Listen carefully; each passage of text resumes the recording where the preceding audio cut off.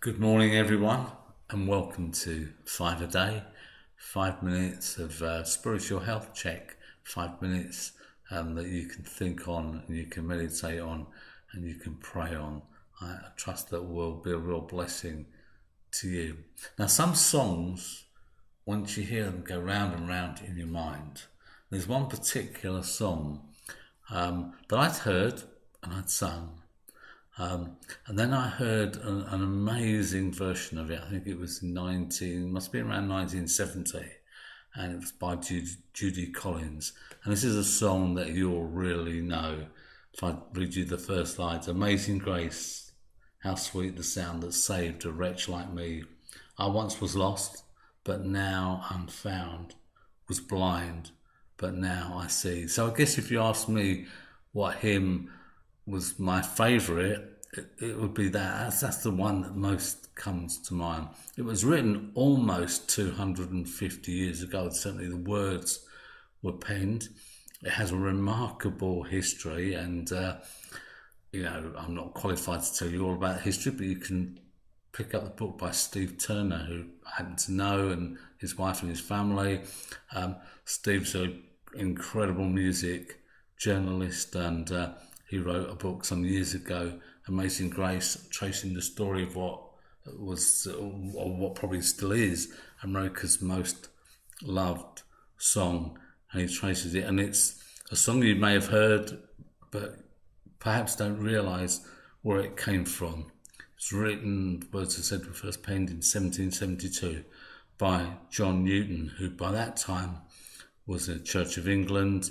Was a minister in the Church of England, and he had got a remarkable background. He had been working on slave ships, became a captain of slave ships, but got converted. Now he says his conversion was kind of gradual, and it wasn't until he really realised the full grace of God that he gave up being what he was. He gave up that living, and he tried everything possible to apply to the church to become a minister, and eventually did.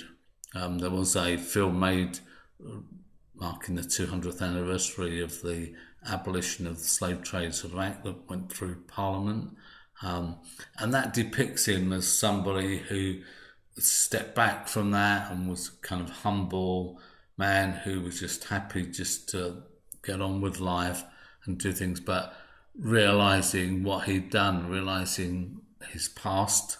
He wasn't somebody that wanted the limelight.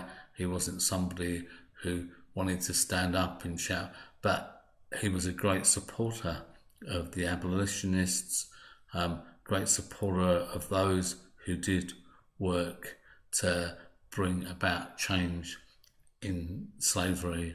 And right now, of course, the whole topic of slavery has come right to the fore. It's of the moment.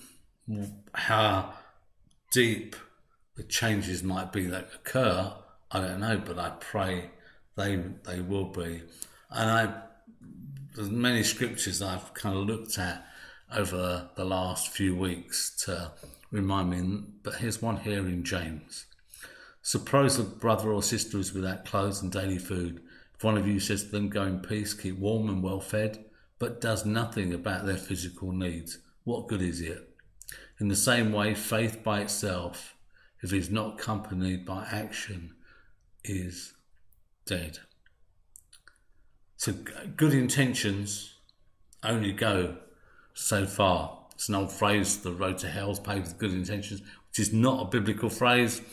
You can do research yourself to see where that comes from, and there's possibly a number of places that might have come from. But good intentions only go so far. If you want to really help others, then you've got to take action in some way. And that we see happening right across the country in lockdown. People taking action, people taking responsibility for those around them, saying, well, we can't just leave it to the government. Certainly in the area we are, in North Kensington, and as we as I've mentioned before, and I will mention more later this week, we're coming up to the 3rd anniversary of the Grenfell fire. That event there, that tragedy, showed that the local authority, the government they were quite powerless. They had no clue what to do. But local people got together and local people helped and supported. It was the local people who worked hard. It was the local people that sought to meet the needs of it. So we can sit back and we can talk about the politicians, we can chat on Facebook and all that sort of stuff and put in our opinions, sometimes humble, sometimes very opinionated. That'll change nothing. But when we move into action, when we begin to do something, when we use the skills, resources, the time, whatever we've got, we begin to use that to help others. That makes a difference. So to truly help others, you have to take action in some way. And similarly, you need to be active in your faith. You need to be active for it to be meaningful. Faith, James says, without action as well. What is that? It's this. Talk to me about your faith, okay? And I'll look and see what you do, and that will tell me whether you have faith or not. Faith doesn't lay in bed and stay there all day and say, well, I'm just praying for the world, but I'm not doing anything. Faith takes action. It's a particular story of Jesus and his disciples, and Jesus is seen from a distance, and they say, is that a ghost? What is that? Oh, it's Jesus. And Peter says, if it's you, tell me to come, I'll walk. And so he says, yeah, come on, Peter. So Peter gets out of the boat and he starts walking on the water towards Jesus. That's faith in action. Faith gets out of the boat.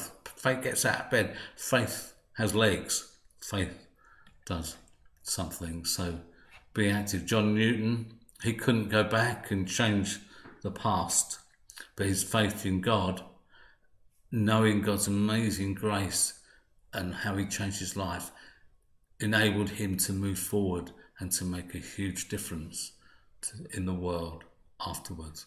Bless you, have a fantastic day, and please tune in tomorrow.